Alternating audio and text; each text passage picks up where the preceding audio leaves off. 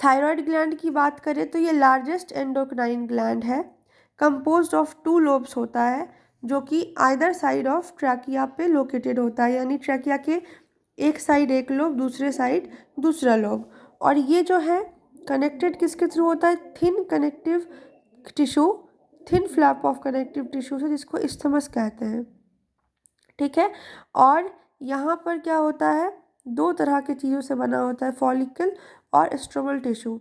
और हर फॉलिकल जो होता है वो फॉलिकुलर सेल से कंपोज्ड होता है, इनक्लोजिंग अ कैविटी, यानी उसके अंदर एक कैविटी बन जाता है।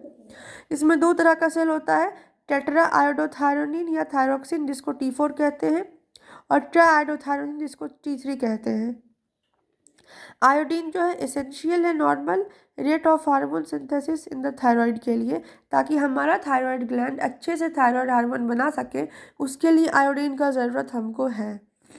लेकिन अगर हमारे डाइट में आयोडीन की कमी हो जाए तो हाइपोथायराइडिज्म हो जाएगा, जिसकी वजह से गोइटर हो जाएगा, यानी हमारा थायराइड ग्लैंड का इनलार्जमेंट हो जाएगा।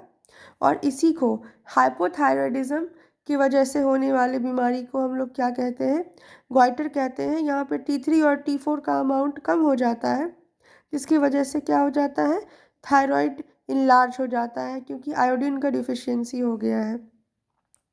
ठीक है।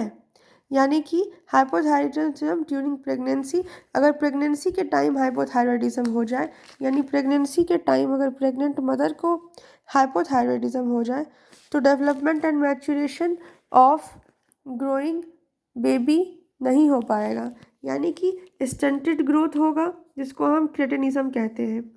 यानी अगर प्रेगनेंसी के टाइम हाइपोथायराइडिज्म हो गया तो उसकी वजह से क्रिटिनिज्म हो जाएगा, जिसकी वजह से बच्चा जो होगा उसका स्टंटेड ग्रोथ होगा, मेंटल रिटार्डेशन होगा, लो आईक्यू होगा, एबनॉर्मल स्किन होगा, और वो बच्चा डेफ म्यूटिज्म यानी गूंगा और बहरा पैदा होगा। एडल्ट वुमेन में अगर थायराइड की वजह से हाइपोथायराइडिज्म हो जाए तो मेंस्ट्रुअल साइकिल इरेगुलर हो सकता है।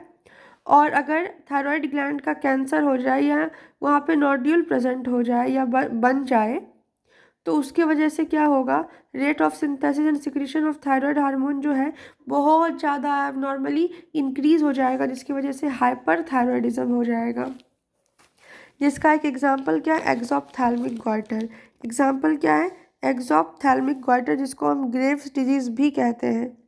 इसमें थायराइड ग्लैंड का इनलार्जमेंट हो जाता है, प्रोट्रूजन ऑफ आई बॉल हो जाता है, BMR बढ़ जाता है, वेट लॉस होता है, इसलिए इसको ग्रेव्स डिजीज़ भी बोलते हैं, आदमी बहुत पतला हो जाता है। और अगर हम थायराइड हार्मोन के फंक्शन की बात करें, रोल की बात करें, तो ये BMR को मेंटेन करेगा, RBC फॉर्मेशन में भी हेल्प करेगा। ये बहुत इंपॉर्टेंट पॉइंट है कि थायराइड जो है वो इरिथ्रोपोएसिस या RBC फॉर्मेशन में भी हेल्प करता है।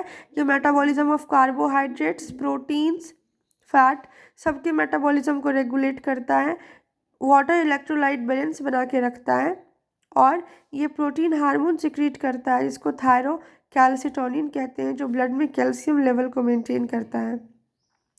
तो थायराइड ग्लैंड में 3 चीज़ें होती है, थायराइड फॉलिकल, स्ट्रोमल टिश्यू, और यहाँ पे इन सभी में हमने 3 सेल के बारे में देखा। पहला क्या देखा, T3 T4, और यहाँ पे क्या है, थायरोकैल्सिटोनिन। थायरोकैल्सिटोनिन क्या करता है, ब्लड में कैल्शियम लेवल को कम करता है। ये बहुत इंपॉर्टेंट है, कंफ्यूज नहीं होना है थायरोकैल्सिटोनिन और पैराथार्मोन में। थायरोकैल्सिटोनिन ब्लड में कैल्शियम लेवल को कम करता है, इसीलिए इसको हम लोग हाइपोकैल्सेमिक हार्मोन कहते हैं। अगर हम पैराथार्मोन यानी पैराथायरॉयड हार्मोन की बात करें, तो ये 4 होता है, प्रेजेंट होता है back side of the thyroid gland में, 1 pair each in 2 lobe of thyroid gland, यानी हर लोब ऑफ थायराइड ग्लैंड में एक पेयर पाया जाता है। ये एक पेप्टाइड हार्मोन है। ठीक है। और ये क्या करता है, ब्लड में कैल्शियम लेवल को इंक्रीज करता है। ये हाइपर कैल्शियमिक हार्मोन है, क्योंकि ब्लड में कैल्शियम लेवल को PTH पैराथायरॉयड हार्मोन इंक्रीज करता है। और अगर मैं इसकी बात करूं तो ये कैसे इंक्रीज कर सकता है, act on bone and stimulate the process of bone reabsorption या रिजोल्यूशन या डीमिनरलाइजेशन, यानी बोन से ये डीमिनरलाइजेशन करवा के, डिसोल्यूशन करवा के वहाँ से कैल्शियम लाके ब्लड में डाल देगा, तो ब्लड में कैल्शियम लेवल बढ़ जाएगा। तो पहला तो ये कर सकता है कि बोन रीअब्जॉर्प्शन या डिसोल्यूशन या डीमिनरलाइजेशन से ये ब्लड में कैल्शियम इंक्रीज कर सकता है। दूसरा क्या कर सकता है, ये रीनल ट्यूब्यूल से भी कैल्शियम को इंक्रीज कर सकता है और बढ़ा सकता है ब्लड में। और तीसरा क्या कर सकता है कि डाइजेस्टेड फूड या एब्जॉर्ब फूड से भी कैल्शियम ले लेके ब्लड में डाल सकता है। तो सिंपली ये हाइपर कैल्सिमिक हार्मोन है और अलोंग विथ टीसीटी ये calcium balance in the body में हेल्प करेगा। तो ये कैसे कैसे कैल्शियम बढ़ाएगा, पहला तो बोन रीअब्जॉर्प्शन, डिसोल्यूशन या डीमिनरलाइजेशन से, दूसरा reabsorption of calcium by renal tubule से, और तीसरा एब्जॉर्प्शन बाय डाइजेस्टेड फूड से।